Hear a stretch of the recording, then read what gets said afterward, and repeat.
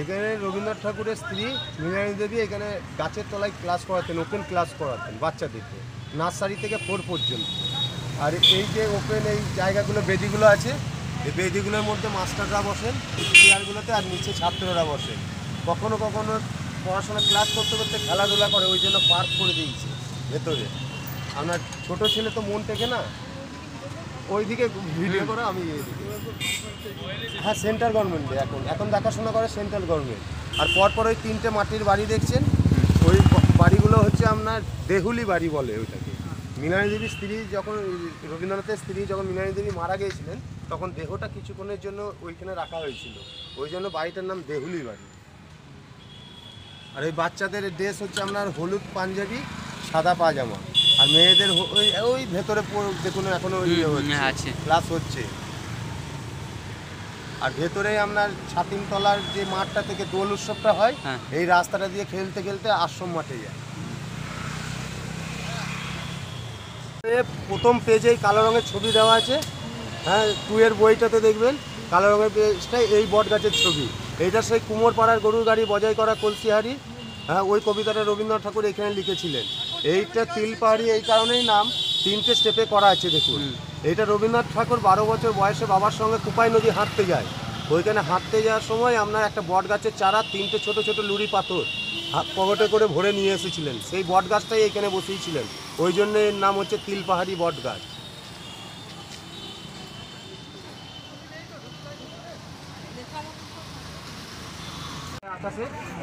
আপনার এই তাল গাছটা হ্যাঁ এখনো আছে তাল গাছ। আর এটা মাটির বাড়ি, এটা তালুকঝড় বাড়ি বলে।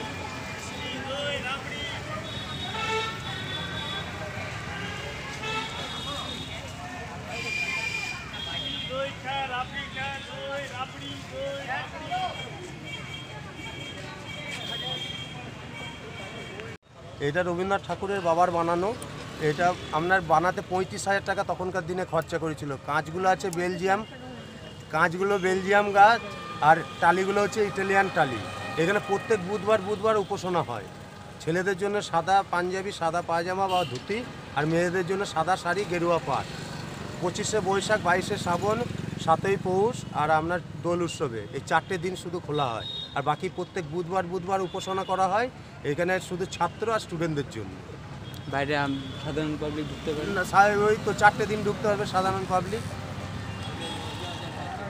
গাছ আছে, এগুলো চন্দন গাছ, ছোট ছোট।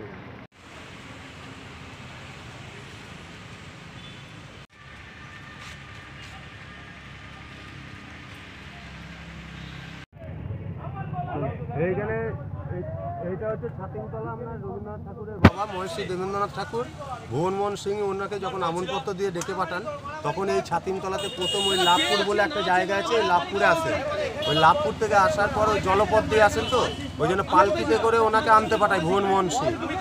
আনতে এই গাড়ির এইখানে গাছের তলায়, ছাতিম গাছের তলায় বিশ্রাম নিয়েছিল, মানে খানিকক্ষণ বিশ্রাম নেওয়ার জন্য। ওনার তখন এই জায়গাটা খুব ভালো লেগে গিয়েছিল। ভালো লাগার ফলে উনি বলেছিলেন এইখানটা আমার সেই মনের প্রাণের আত্মার শান্তি। তার মনটা এত ভালো লেগে গিয়েছিল, ভুবনমোহন সিংকে বলে আমি এখানে কিছু করতে চাই। ভুবনমোহন সিং বলে যতদূর চোখ যাবে ততদূর তুমি জায়গা নিয়ে নাও। তখনকার দিনে বলেছিল আমি এমনি খালি হাতে নেবো না, 16 আনার বিনিময়ে 20 বিঘে প্রথম জায়গা নেয়। ওইটারই যে বিয়েটা আছে 20 বিঘে জমি, 20 বিঘে জায়গা প্রথম নেয়। তারপর থেকে আজকে বিশ্বভারতী সম্পত্তি হচ্ছে 3600 বিঘে।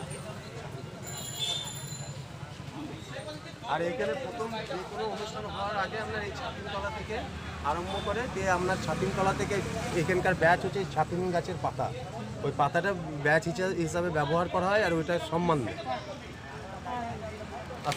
লিফটেড ঠোঁটের ছন্দটা করা আছে, উপর থেকে দেখো সা রে গা মা পা ধা নি সা রে। এটা কলা ভবনের স্টুডেন্টরা বানিয়েছে। এটা রবীন্দ্র, ওই যে মেয়েদের শাড়ি হচ্ছে ওইটা হলুদ শাড়ি, গেরুয়া পাড় আর কালো ব্লাউজ।